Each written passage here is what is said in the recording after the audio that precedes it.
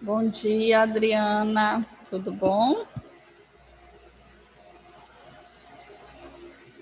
Bom, gente, na última Bom dia, aula professora. eu trouxe, né? Eu pedi que vocês lessem um artigo, um capítulo do livro Psicologia Jurídica no Brasil, que fala sobre a violência contra a criança e o adolescente. E aí, gostaria de ouvi-los. Vocês conseguiram fazer a leitura do artigo? Não, Paulo. O que você fez no feriado, Paulo?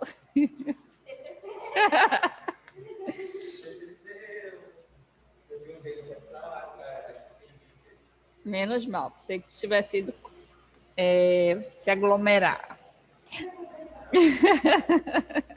E tu, Giovana?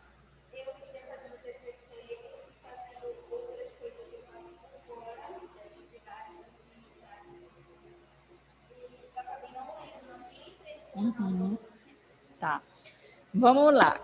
Eu já postei os materiais de vocês, falta só as gravações, tá? Mas até semana que vem eu atualizo as gravações. Então a gente vai fazer o seguinte: a minha proposta é justamente discutir o artigo, né, esse texto, a partir de algumas questões que eu trouxe. Então, eu vou querer que vocês leiam e, conforme vocês forem lendo, vocês identificando a questão que eu faço o levantamento, vocês vão respondendo para depois a gente discutir, tá? Então, vocês podem fazer uma anotação aí na folhinha de vocês e depois eu vou fazer as perguntas e conforme eu for perguntando, vocês vão fazendo as colocações de vocês. Tá bem? Matheus, Adriana e vocês conseguiram fazer a leitura? Bom dia, professora. Eu Perfeito. li, eu li só um pouco, mas Estou ouvindo. tá ouvindo, professora? Tá saindo aí fora o áudio, é? Tá baixo, não estou ouvindo. Fala aí novamente, só para ver se eu estou escutando. Oi, professora. Bom dia.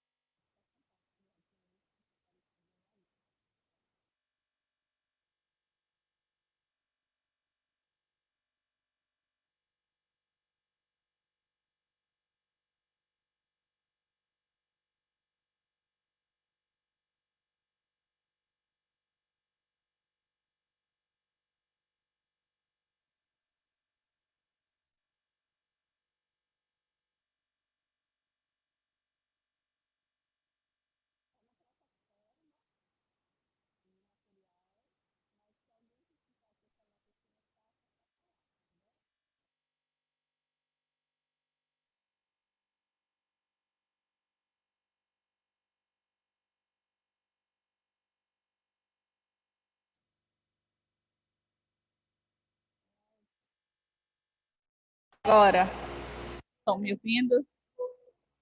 Tá. Eu que não estou ouvindo. Tu conseguiu ouvir a colega aquela hora? Eu não ouvi. Eu via longe, eu não consegui entender. Voltou, Amanda? Ok. O que eu falei? Né? Falei que o material já está disponível na plataforma, o texto, Violência contra a Criança e o Adolescente. Mas se alguém precisar que eu coloque aqui no chat, é só falar, tá bem? As questões são essas que está aparecendo aí na tela para vocês. Então, leiam o material e respondam as questões. Então, conforme você for lendo e for identificando a questão, você já vai fazendo a pontuação para depois a gente discutir cada uma dessas questões. Qualquer dúvida, só me perguntar. Estou por aqui.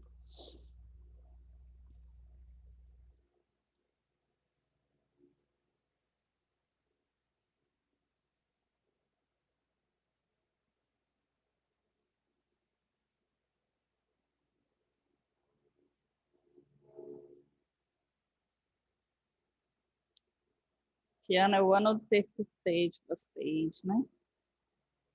O ano da correria, né? TCC.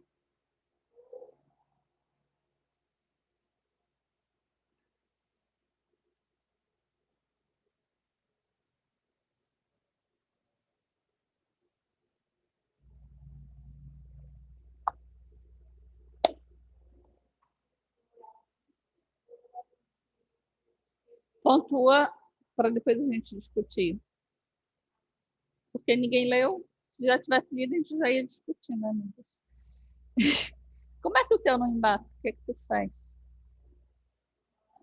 teu não está embaçando, né? Como é que tu levantou, né? Eu ainda não consegui me acostumar com esse negócio.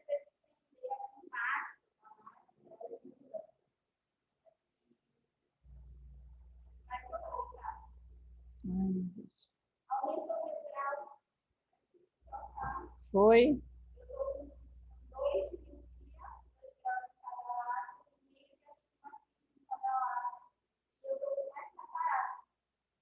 Nossa.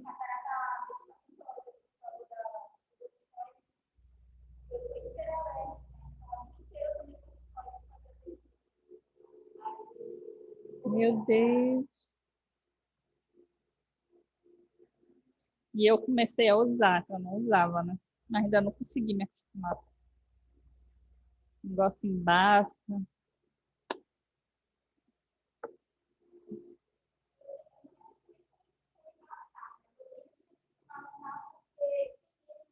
Não serve, né? É, o meu, por enquanto, né? Só a parte da letra muito pequena. Aí eu preciso para ler. Mas se for de longe e letra grande, não. Mas pequenininha assim eu já tenho necessidade.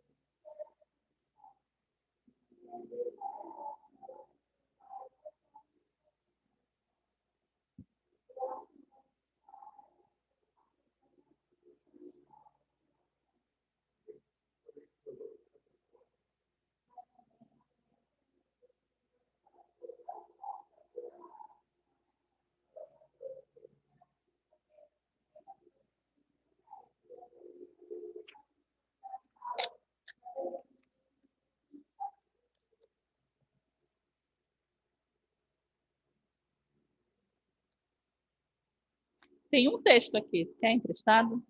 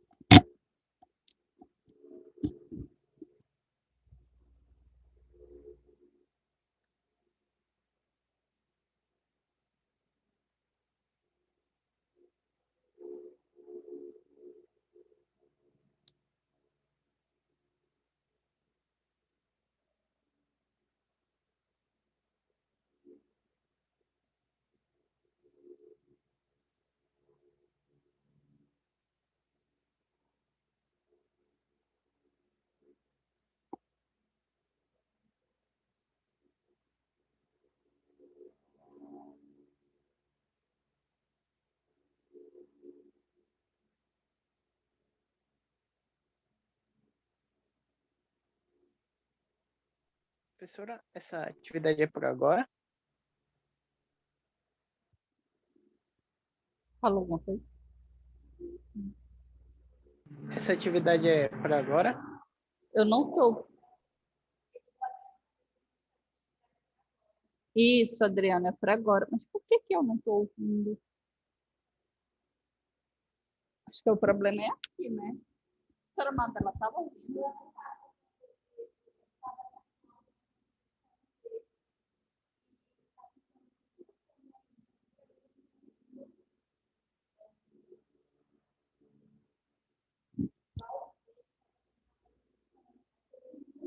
Mas eu não mexi em nada, por que que não está mais saindo?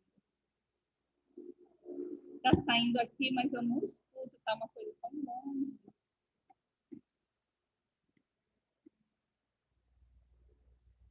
Eu vou chamar o rapaz. Dar uma olhada.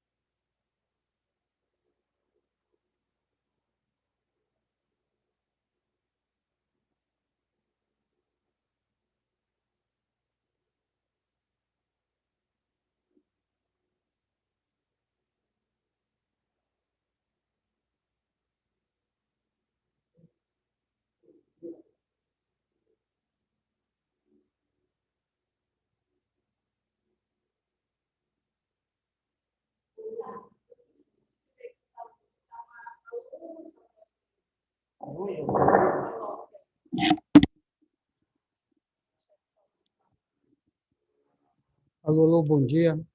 Agora me escuta? Uhum. Não. Alô, agora dos alunos, poderia responder? Está ouvindo direito? Tá saindo a voz. Oi. Uhum. Oi, oba. Bom dia, bom dia. Não estou nem mesmo. Professora, eu vou amenizar aqui a sua aula. Ai, não vai atrapalhar a gravação? Não, é que eu quero abrir aqui o ícone de som.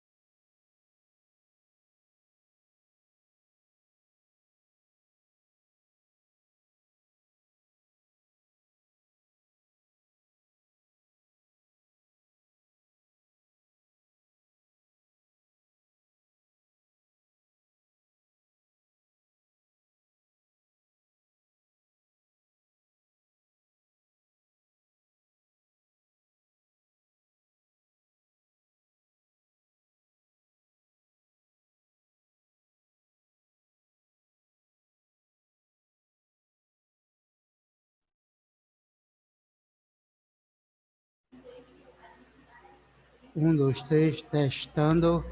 Um, dois, três, testando.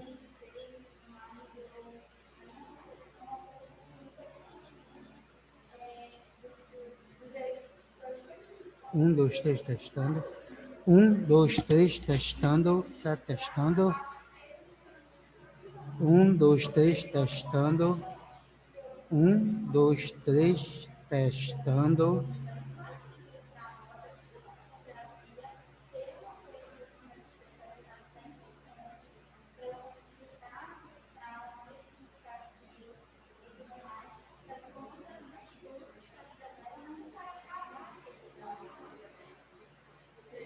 Oba, alguns alunos estão me escutando?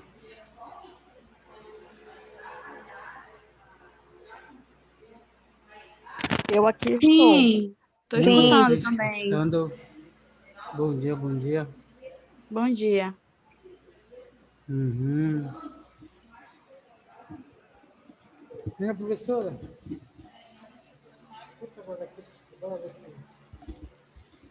Oi, alguém pode falar aí, só para ver se eu já estou ouvindo vocês? Oi, professora, bom dia. Eu não ouvi. Professora? Bom dia, professora. Tá escutando?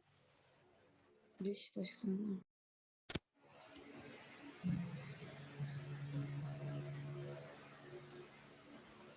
Oi.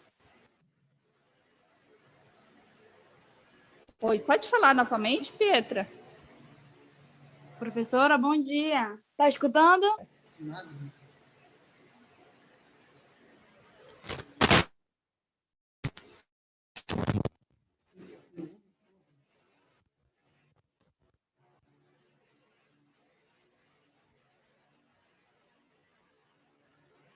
Aparentemente está tudo normal, mas eles estão me ouvindo normal, mas eu não escuto.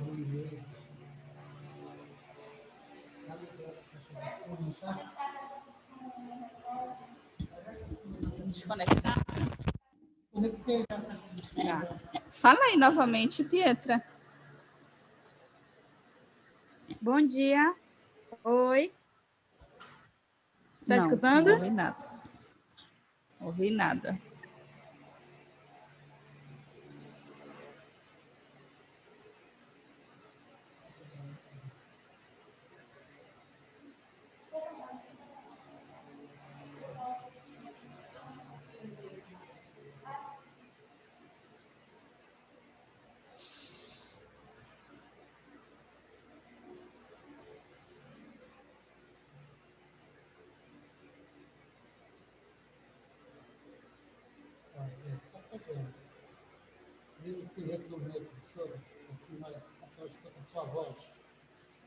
Pietra. A senhora está escutando essa voz? Eu? Não. É porque dá o retorno, né? Não está dando retorno? Não. Estou ouvindo nada.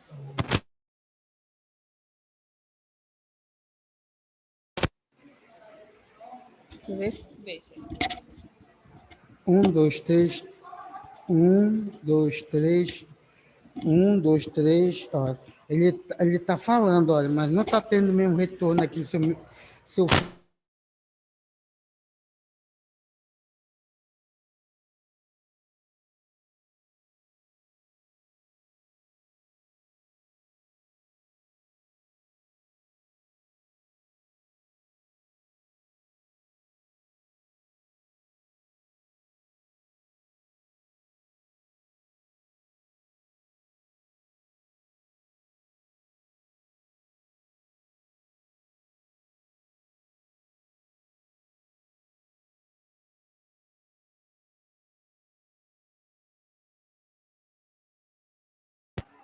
um, dois, três. Um, dois. Agora quer ver? Ó, a senhora escuta a sua voz agora. Oi? Sim. Tá, tô ouvindo. Agora eu vou pedir para eles falarem, né?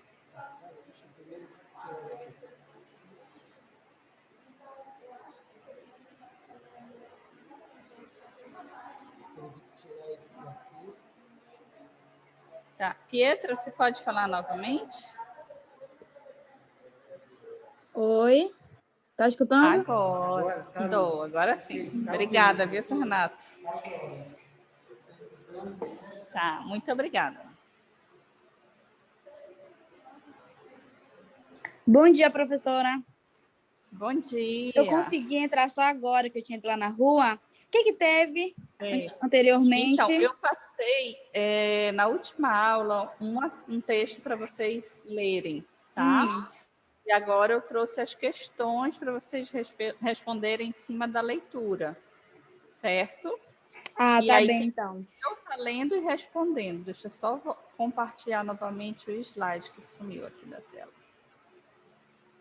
Aí é para responder essas questões, para depois a gente discutir, tá? Tá ok. Eu acho que fechou.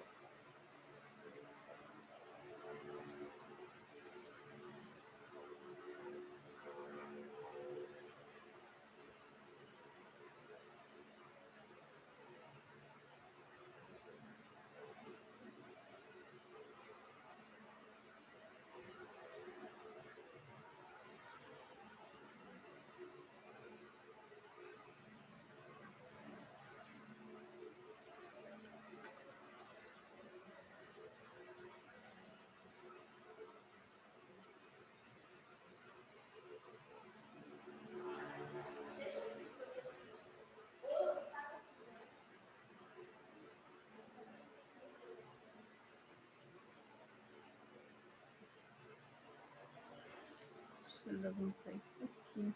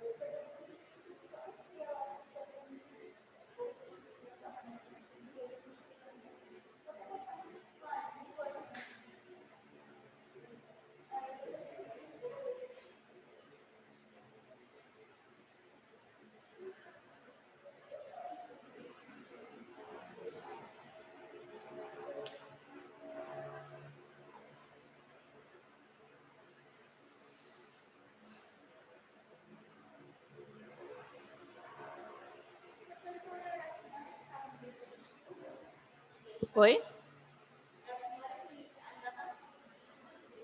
Não, agora com a pandemia a gente suspendeu. Não, eram as meninas que estavam na coordenação. Era a Manu, a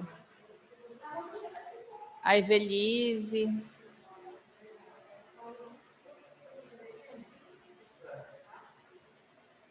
Bom, professora. Como é?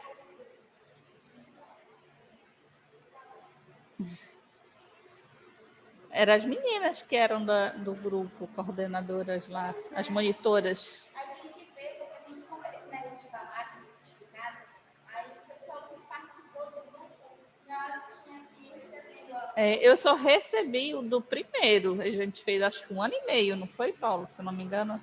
No 3 semestres, elas só me deram o do primeiro. Um exemplo, esse aqui fui eu que formatei, do grupo de estudo de análise do comportamento, behavior analysis. Aí eu coloco o nome da pessoa, dizendo que foi membro ativo do grupo, tarará, mais, boto o período que participou e são só 50 horas. Aí a assim, Foi mais ou menos assim que elas fizeram, só que era outro formato. outro layout. Isso. Mas o conteúdo está bem parecido.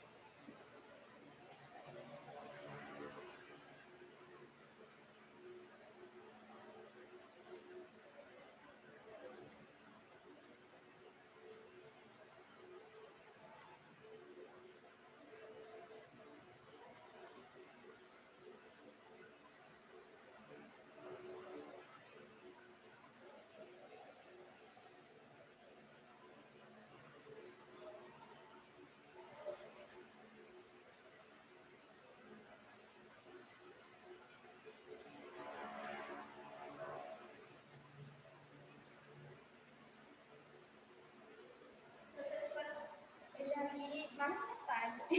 Eu Que não acho que eu bom. nunca consegui acabar tudo. Toda essa parte, eu li toda essa parte aqui do começo. Mas eu acho que já tem suficiente para Ah, mas aí tu vai te falar a partir do que tu acha, não do que o texto diz. Mas o texto é gigante. Hã? O texto é enorme. Mas eu dei ele quando, Giovana? Antes de formar. Teve tempo suficiente.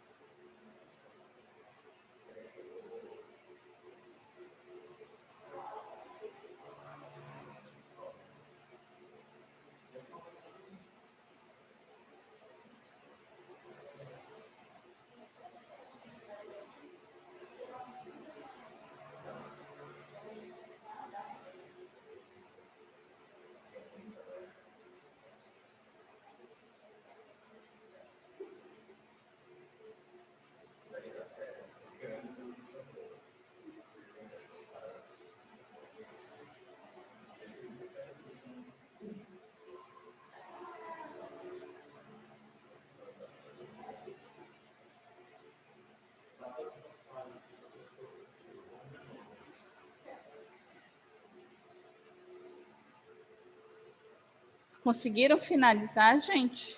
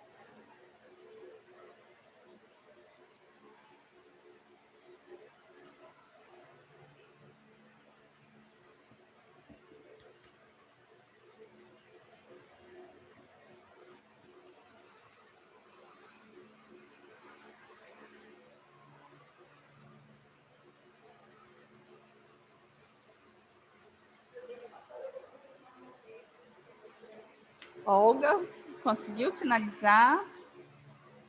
Ivane? Professora, não, ainda não. Na verdade, eu tô com um pé aqui e outro pé bem ali na cozinha. Perdoe. Oi? Na verdade, eu ainda não consegui. Eu tô com um pé aqui e outro pé ali na cozinha. Na verdade, o celular tá aqui em pintura. Certo. Ivane? Professora, ainda não terminei. Tá. Terminando, me avisem, tá bem? Vamos ver se a gente consegue até umas 10h30 para a gente começar as discussões, tá bom? Mais uns 15 minutinhos, no máximo 20.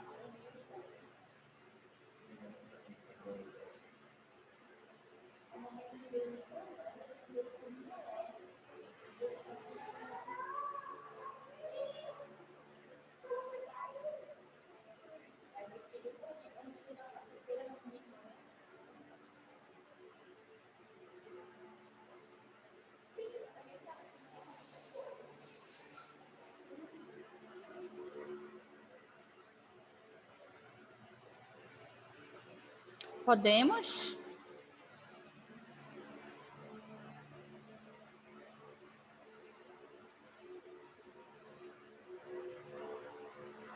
Vamos lá, gente, senão a gente não consegue finalizar. Então, até onde vocês conseguiram, a gente vai fazendo aí, então, essa discussão.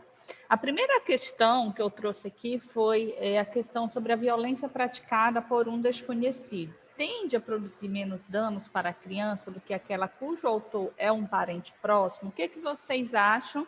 Né? E a partir da leitura do texto. O texto ele trata dessa questão, e aí eu gostaria de ouvir o que vocês, tanto o que vocês pensam, quanto o que o texto nos refere. Quem quer começar? Pode começar, Ivânia?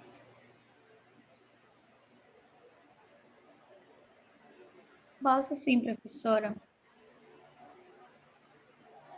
Vou colocar meu fone aqui. Tá bom.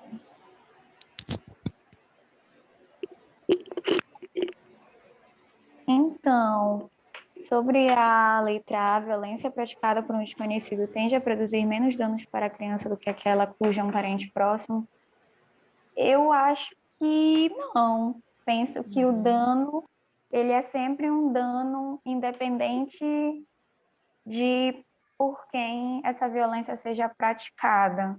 Então, eu não tive tempo de me aprofundar sobre o texto, peço desculpas, mas pelo que eu estava lendo e pelas aulas que a gente assistiu, eu penso que não, que a violência ela sempre vai causar danos na criança, independente de...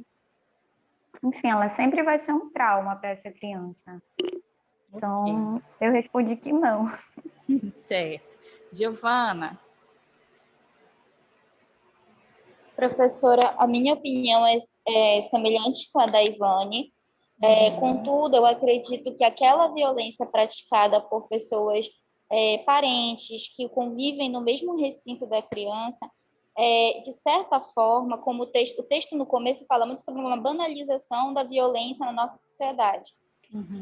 Eu acredito que talvez acarrete alguns traumas a mais a criança sofrer aquela violência num ambiente que deveria ser um ambiente de seguridade, um ambiente onde deveria ser um porto seguro, algo calmo, acolhedor, que é o lar, que é o ambiente familiar.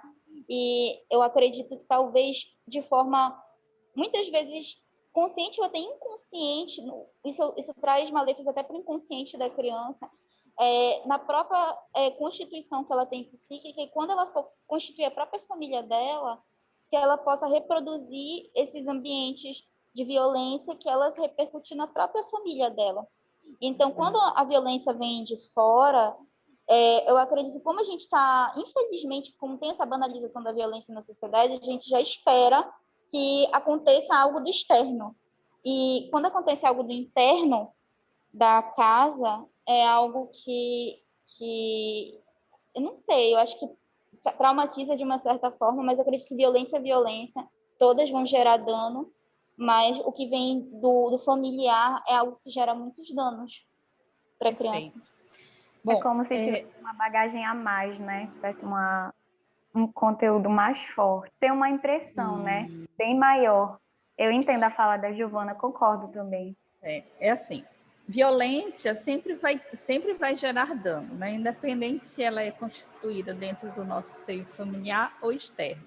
Mas o texto ele faz o levantamento da seguinte questão: será que uma pessoa que é violentada por um estranho que ela nunca viu, e uma pessoa, por exemplo, que é violentada pelo próprio pai, aquela figura que está ali para acolher, para cuidar, para proteger, né? Ele coloca que o dano, ele não afirma, né? Mas ele faz aí o levantamento que pode ser que seja ainda maior, né? Não quer dizer que por um estranho vai ser menor, não é nesse sentido, mas que é uma violência, mas, poxa, ainda mais com aquele que tem a obrigação de cuidar, né? Então, ele coloca que é infinitamente maior esse dano que pode gerar essa criança, porque ela vai se sentir ali, ela já está sendo violentada, mas, além de violentada, ela se sente abandonada por aquele que deveria proteger. Então, ela não tem nenhum porto seguro, ela não tem aonde, né, ela se agarrar. Né? E, por exemplo, quando é com o externo, ele coloca que pode ser que ela nunca mais vai ver essa pessoa, que não tem contato, e aí a rede de apoio familiar pode ajudar, se essa família não entrar conseguir ter um suporte para dar essa criança neste enfrentamento do momento que ela vivenciou. E essa outra, onde na própria família, então essa família inteira já vai estar ali bem desorganizada, né? Então, ele coloca, né, ele faz esse questionamento, né, que é provavelmente ainda maior, tá? Neste sentido. Perfeito. Segunda questão, o auxílio de profissionais especializados ou a intervenção de operadores do direito são fatores que contribuem para reduzir o dano oriundo da violência? Vamos lá, quem pode falar agora? Laene. Conseguiu ler, Laene?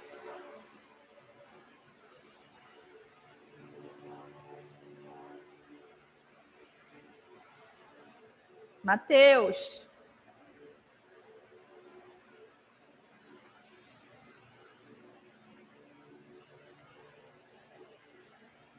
Estão só com a câmerazinha ativada. Adriano, você conseguiu ler?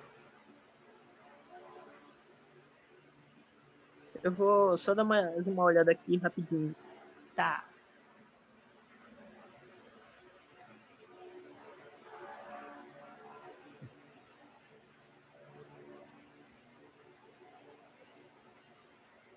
Eu acho que sim, porque a criança se sente acolhida nessa situação traumática, né?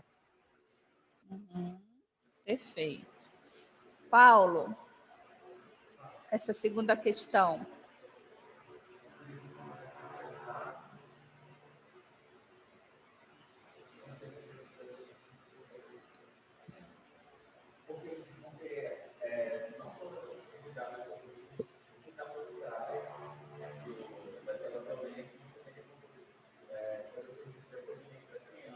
Uhum. Uhum. Uhum. Perfeito, né? É uma rede de apoio, né? Então, a rede de apoio ela é muito importante. A gente sabe que não vai apagar o ato acontecido, mas vai poder proporcionar uma ressignificação e uma continuidade da vida, mesmo após um ato de violência, né? Então, vai contribuir significativamente, né? É muito importante essa rede de apoio, tanto de profissionais quanto a rede de apoio familiar após um ato de violência para restituição, né, e ressignificação do trauma, né, dessa situação que aconteceu. Perfeito. Terceira questão. O apoio que a criança recebe por parte de outros familiares significativos tende a minimizar os efeitos do ato violento? Giovana. Professora, esbarra também na pergunta anterior, como a senhora falou há pouco, mas eu acredito que a palavra talvez não seja minimizar, mas seja favorecer um ambiente seguro de apoio da rede familiar, em que a criança talvez consiga ressignificar melhor, enfrentar aquele processo de trauma que ela vivenciou e se sinta acolhida. Mas ela ainda vai precisar de um apoio especializado e tudo mais, um tratamento psicoterápico para cuidar dos danos causados pela violência. Não sei se a palavra certa seria minimizar, minimizar os efeitos. Eu acho que o trauma já vai causar danos independentemente daquilo, mas é importante o papel que a rede de apoio familiar tem para aquela criança. Perfeito. Tá bom, Ivane, tá bom. Tudo bem, Ivane. Tudo bem, Mateus. Professora, então, oi, Ivane. Eu queria só complementar e dizer que eu tenho a mesma percepção nesse sentido que a Giovana colocou. Eu acredito que esbarra nessa questão da rede de apoio que a senhora citou anteriormente, A presença dos familiares, né, dessa criança receber esse acolhimento por parte desses familiares é uma maneira de não somente estabelecer essa rede de apoio, mas, enfim, de lançar estratégias de enfrentamento, né, a esse trauma, uma forma de proporcionar também a ressignificação e poder, enfim, dar um novo sentido para o que essa criança vai enfrentar daqui por diante. Com certeza, né?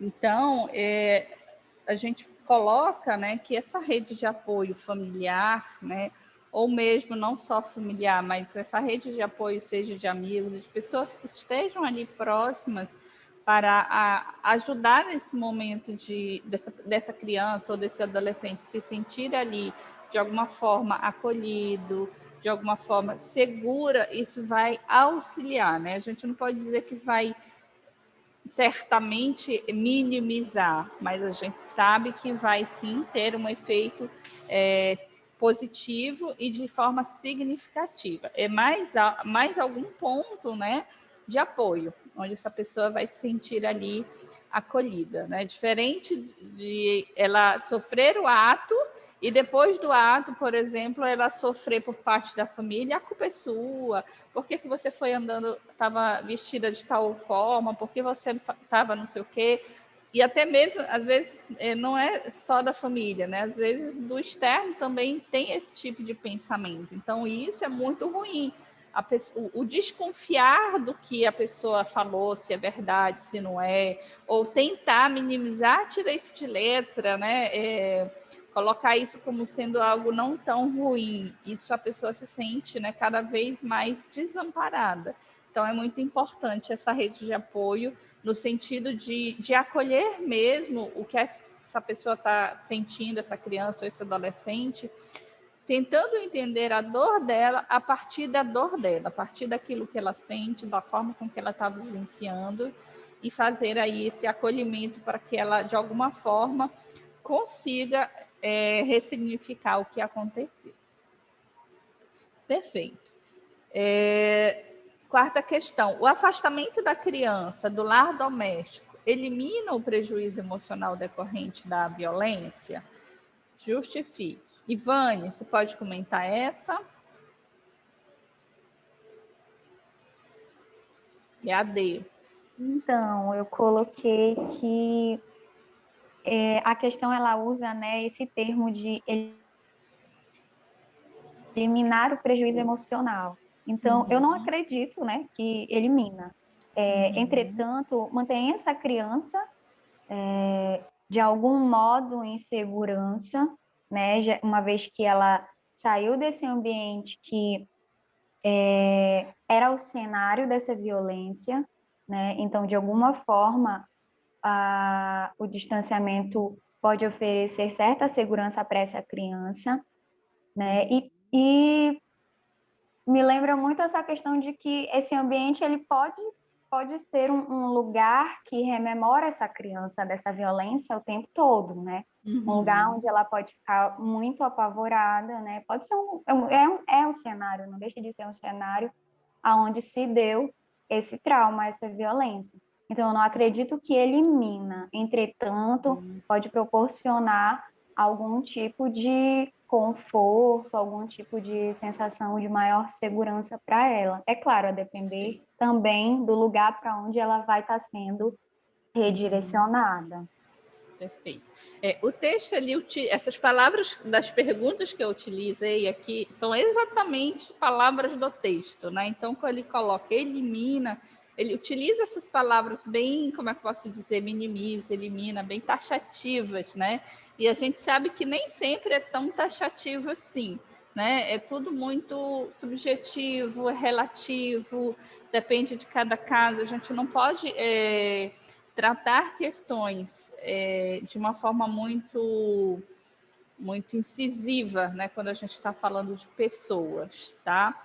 Mas o texto ele coloca neste formato, né? Mas conforme a Ivane colocou, é exatamente isso, né?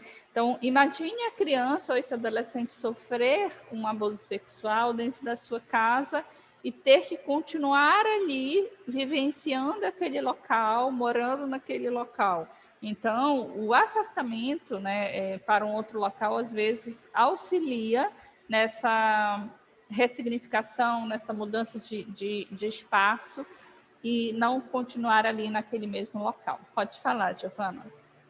Professora, eu pensei o seguinte, eu concordo plenamente com tudo que a Ivane falou, mas me veio na cabeça um pensamento também de muitas crianças que sofrem casos de violência e são redirecionadas para abrigos, e aí eu acredito que esse papel do lar doméstico, ele acaba fazendo tendo uma dupla função.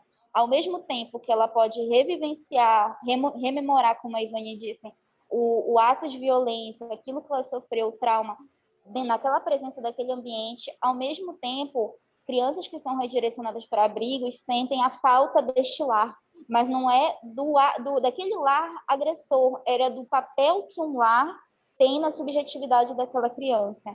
Então, varia muito de onde a criança é redirecionada e a forma de acolhimento que essa criança é recebida, porque muitas vezes a criança é redirecionada para um abrigo que tira a subjetividade dela, que torna ela mais uma criança em mais uma cama, mais tudo igualitário. E aí a gente pensa assim, onde está a subjetividade daquela criança, falando da individualidade dela. Aí ela sente falta, eu acredito que esse lar também simboliza uma falta em algum momento. Uhum. Ou em até mais uma violência, né, na retirada do seu espaço. Né? Mas como a gente está colocando, não pode ser algo que a gente vai generalizar, né? Cada caso é um caso. Pode falar, Adriano.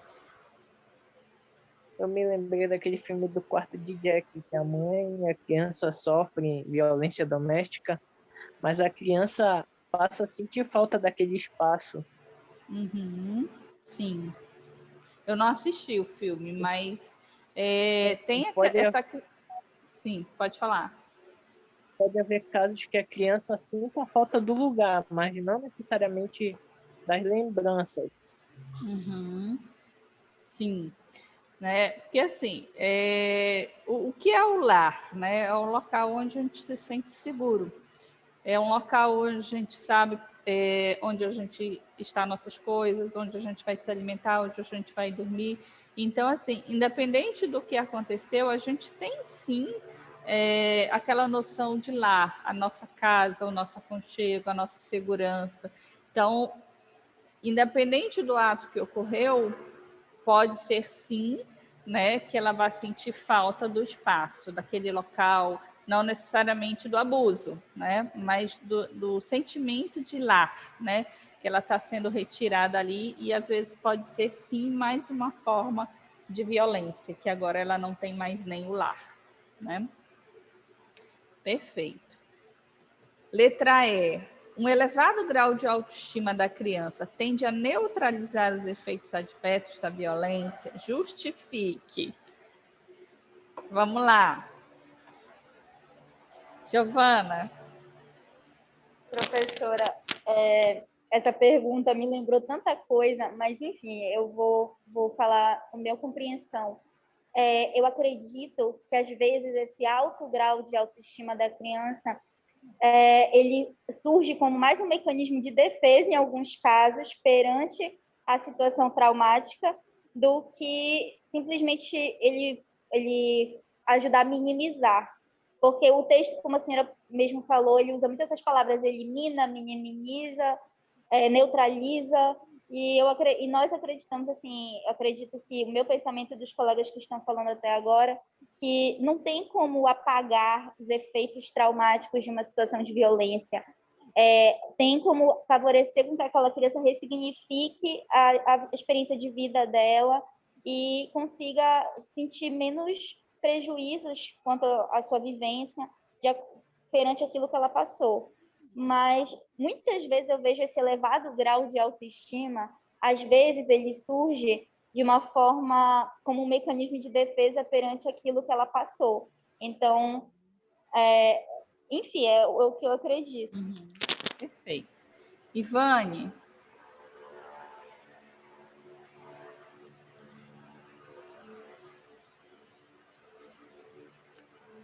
o Adriano.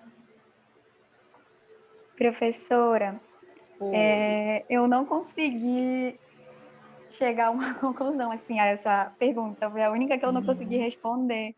Tá. Mas na fala da Giovana me lembrou isso. Eu não consigo assim, e aí é uma experiência minha, né? Eu não consigo vislumbrar a possibilidade de que uma autoestima elevada, ainda mais elevada que seja capaz de, enfim, neutralizar, né, atuar como um impeditivo nessa violência para o psiquismo dessa criança. Então, eu permaneço com a minha posição, né? Acho que violência é violência e não consigo Perfeito. imaginar que a autoestima seja capaz de atuar até esse ponto. Ok. A autora, ela coloca, né, está aí até na página 301, que essa questão foi um levantamento, né, foi um estudo feito em 98, publicado por Emery e Laume Billings, né? Ele coloca que os efeitos dependem de alguns fatores, tá? Dentre os fatores, um deles ele coloca, né, que as características individuais da criança que pré-existem à violência, por exemplo, um grau de elevado autoestima, tende a minimizar ou mesmo a neutralizar os efeitos adversos da violência. Então, na verdade, o texto ele coloca a questão da autoestima, se é uma criança que tem, por exemplo, autoestima elevada, um fato anterior ao processo de violência. Então, ele coloca que se essa criança tem uma autoestima elevada e vem a sofrer uma violência, ele coloca que pode minimizar ou neutralizar. E aí, mais uma vez, ele vai de uma forma muito incisiva, né? Neutralizar. A gente não pode afirmar que vai neutralizar, mas como ele coloca, pode minimizar, né? Imagine uma criança com autoestima elevada que sofre uma violência e uma criança que já tem uma autoestima baixa que sofre uma violência. Então, ele coloca que os efeitos nessa criança que tem uma autoestima baixa e sofre a violência podem ser maiores do que numa criança, por exemplo, que tem uma autoestima elevada e venha a sofrer a violência. Tá? Então, foi um estudo, né, realizado. Então, para os autores, né, eles colocam justamente que tende, sim, de alguma forma, terem aí os seus efeitos neutralizados ou diminuídos, né? E aí eu não gosto muito do neutralizado, mas eu acredito que minimizados a gente poderia, sim, né, utilizar. Psicólogos. Mas o que ele coloca aqui é um estudo, tá? Ele só não coloca se esse estudo foi feito por psicólogos, tá? Perfeito, vamos lá. Explique as duas formas de violência. O texto coloca duas formas de violência contra a criança. Quem conseguiu identificar?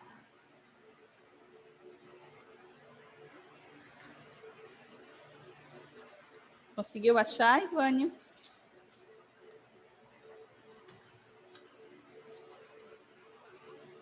Giovana não, né?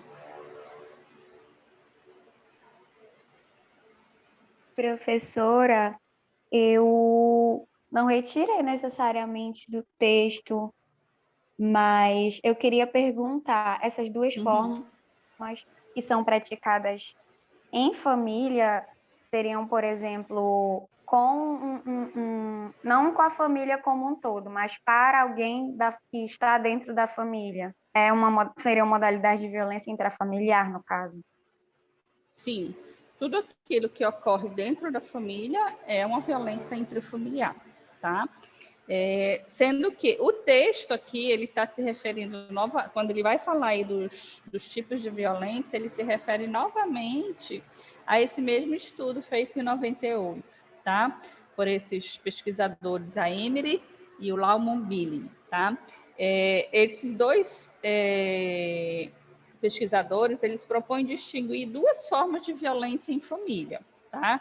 eles colocam a violência leve ou moderada, que é designada como os maus tratos em família, e a grave, para a qual reserva a classificação de violência familiar. Então, ele distingue a leve para maus tratos e a grave para violência familiar.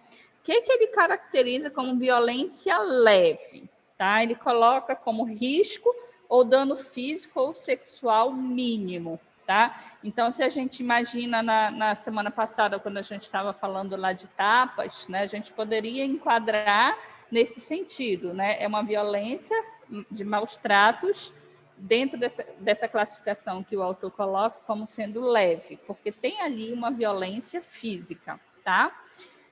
Mas de uma forma não tão elevada. E podendo sim, né, englobar, né, no caso do segundo tipo, já vai as violências físicas graves, os traumas psicológicos profundos e a violência sexual, tá? Não quer dizer que na leve não pode ocorrer, pode, mas é menos possibilidade. Quando a violência é familiar, ele coloca que já ocorre, então ele já coloca em um grau mais efetivo, tá? Então é nesse sentido. Mas mais à frente, o texto coloca novamente os tipos de violências que a gente já colocou na semana passada, quando a gente estava falando da Lei Maria da Penha, tá? Que é a violência física, a violência sexual, vem falando da negligência, né? Os outros tipos de violência psicológica, tá? Mas quando eu coloquei aqui os dois tipos, é nesse sentido quando os autores colocam aí entre violência leve, que são os maus tratos, e a violência grave, que é a violência familiar, tá? Alguma dúvida nessa questão? Ficou claro? Claro? Ok. Como diferenciar negligência de pobreza? Isso a gente até comentou na semana passada, né? Mas eu gostaria de ouvi-los. Professora, lendo o texto, tem uma parte do texto que fala sobre a população, a classe da população que seria considerada tipo de risco, que poderia ter maior tendência a ter situações de violência presentes. Agora, eu discordo às vezes um pouco da fala do texto, eu entendo que ele faz toda uma remontagem histórica em cima desse posicionamento. Agora, acredito que o fato de uma família ser pobre ou ter menos condições aquisitivas e estruturais não seja necessariamente um fator que cause a violência, que seja um fator causa-consequência. Entende? Eu na minha visão, não consigo conceber que, porque a família vive num local... A criança pode estar sujeita, estar exposta a situações de violência externas, talvez não necessariamente dentro do âmbito familiar, porque morar num local de risco, você pode presenciar situações externas ao âmbito familiar que sejam também de violência, de coisas assim, porque a sociedade apresenta violência como um todo. Mas dentro de casa, eu não acredito que a pobreza seja uma relação de causa-consequência, entendeu? Que vai ocorrer violência só porque a família é tida como pobre. Não. Entende? E a negligência, tipo assim, a pobreza é algo que está alheio à decisão da outra pessoa, entendeu? Tipo, você não escolhe ser de baixa renda ou ter menos condições aquisitivas, você escolhe não praticar a violência. A negligência já é algo quando você não dá devido cuidado, devido trato, atenção àquela criança, aos cuidados com aquela criança.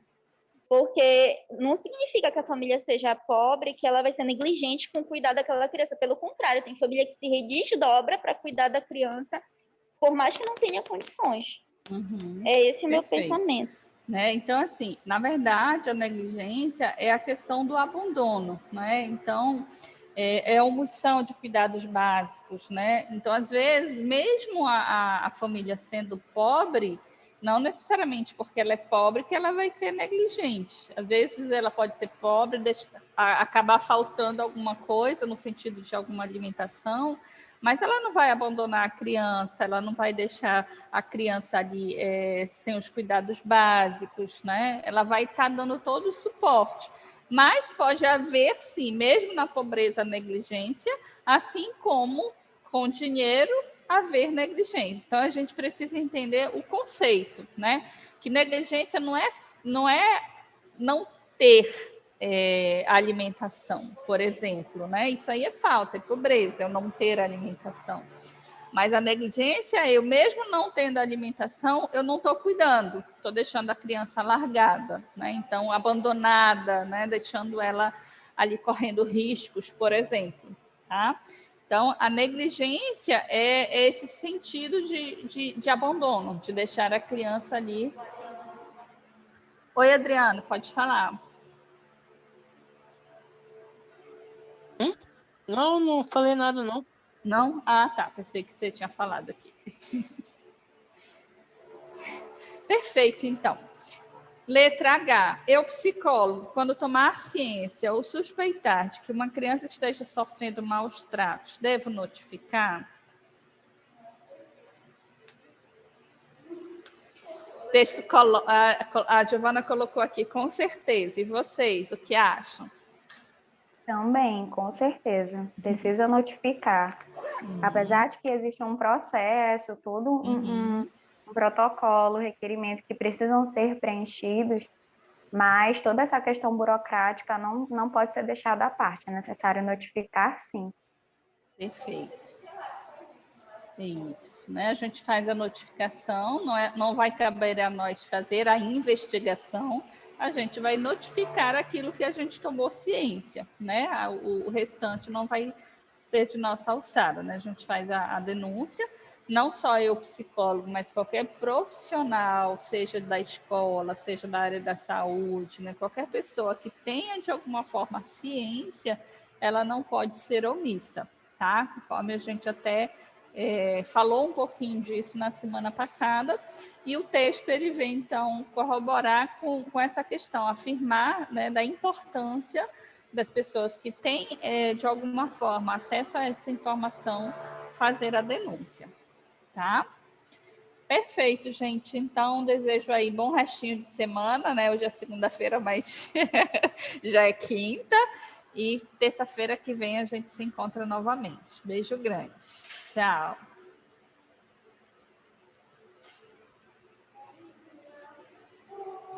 Olá. Bom dia.